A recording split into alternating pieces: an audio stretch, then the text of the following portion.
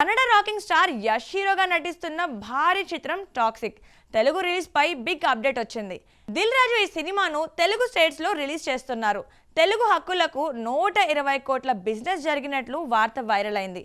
అయితే ఇది ఫేక్ అనే మరో వర్షన్ కూడా వినిపిస్తోంది. కొందరు 45 కోట్ల మేరే జరిగిందని చెప్తున్నారు.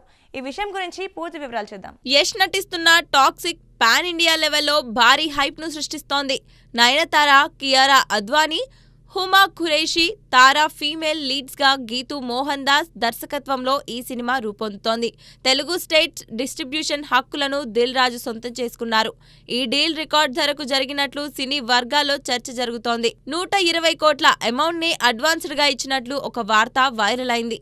ఇది నాన్ తెలుగు సినిమాకు ఇప్పటి వరకు జరిగిన అతిపెద్ద డీల్ గా చెబుతున్నారు. అయితే మరో వర్గం ఇది ఫేక్ అని, నిజంగా 45 కోట్ల మేర మాత్రమే బిజినెస్ జరిగిందని ప్రచారం చేస్తున్నారు.